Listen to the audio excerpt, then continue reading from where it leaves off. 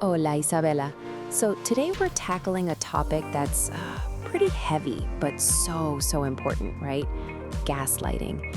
It's like a pervasive form of psychological manipulation, and I think many people might not even realize they're experiencing it. Right? It's something you hear about, but I feel like its true insidious nature isn't always fully grasped. What exactly are we talking about when we say gaslighting, Sophia? Is it just lying? No, it's so much more than just lying, Isabella. It's a deliberate attempt to sow self-doubt, to make someone question their own perceptions, their memories, their very sanity. The abuser, they want power, they want control. They create this alternate reality, and the victim gets lost in it. It can happen anywhere, relationships, family, even at work. It's really damaging to mental health. Wow, so it's not just about a disagreement then. It's a full-on attack on someone's sense of self, making them feel crazy, basically? That sounds incredibly isolating, too. Like you're constantly fighting against what you think you know. Precisely. It's insidious because it often starts subtly, like a tiny crack, and then it just escalates. Before you know it, you're constantly second-guessing everything. That's why spotting the signs is like step number one for breaking free? Okay, so what are some of those initial signs? Because if it starts subtly, it must be really hard to recognize it for what it is at first. Absolutely, Isabella. One of the clearest but also most confusing is blatant lying and denial. Like, they'll just lie outright or deny something they absolutely said or did, even with proof. And then they'll somehow spin it back on you. It's truly baffling. I never said that. You're imagining things, that kind of thing. Oh, I've heard that phrase before. You're imagining things. That immediately makes you question your own memory, doesn't it? It's like a direct hit to your sense of reality. Exactly. And that leads to the next sign, questioning your reality and memory. They insist events didn't happen as you remember or that you're totally incorrect. It's designed to make you constantly second-guess yourself, your own perceptions. They often minimize your feelings, like, oh, you're too sensitive or you're overreacting. It makes your valid emotions seem silly or, just wrong. Ugh, that's just dismissive. It feels like they're invalidating your entire experience, making you feel small, like your feelings don't matter. See, it really does, and it's a huge red flag. And it doesn't stop there. It gets even more twisted. Next, there's blame shifting and projection. Instead of taking responsibility, they'll say, well, if you didn't do X, I wouldn't have done Y. Or they project their own flaws onto you. It's maddening. So it's never their fault, ever. It's always someone else's, usually the victim's. That must be so confusing for the person experiencing it.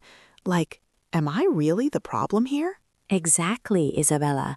And they'll change the subject or just refuse to listen when confronted. They'll accuse you of confusing them. And then a really insidious one is isolating you. Gaslighters, they try to separate you from friends and family who might see the abuse or offer support. It makes you so much more vulnerable. Oh, that's really dark. Cutting off your support system completely changes the dynamic, leaving you all alone with their narrative. And then I guess they just keep twisting things? See, twisting or retelling events to make themselves look good, minimizing their behavior. And sometimes, after all that, they'll love bomb you, offer loving words that just totally don't match their actions, or praise you just enough to keep you confused and hooked. It's a vicious cycle that unfortunately leads to really low self-esteem, confusion, and even depression for victims. Wow, it truly is a complete psychological assault.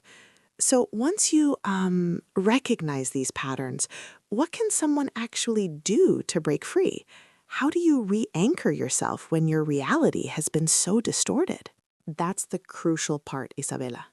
First, really, truly recognize the pattern. It's a deliberate manipulation, not just a misunderstanding. Then If possible, minimize contact. If you can't fully separate, limit one-on-one interactions. Maybe bring a trusted third party, especially in professional settings. Bringing a witness, that's smart. It provides an objective presence. But what about when they start arguing, trying to twist your words again? Ah, yes. Stopping arguing and defending yourself is vital. Gaslighters, they thrive on those circular arguments, you know? They just wear you down. Instead, calmly but firmly state your reality. You can say something like, I remember it differently, and I trust my memory. Then disengage. Don't try to convince them. It's a waste of your energy. And setting and enforcing boundaries is huge. Refuse to engage when conversations get manipulative. Don't explain yourself repeatedly. Take a break. So it's about protecting your energy and like your mental space and focusing on what they do, not just what they say, right? Because their actions will often contradict their words. Precisely, Isabella. That's it. And once you're creating that distance, the next big step is rebuilding your self-trust, especially your memory, because that's what they've attacked the most. So here's a big one. Document everything. Document everything? You mean like a journal? Exactly. Keep a detailed journal.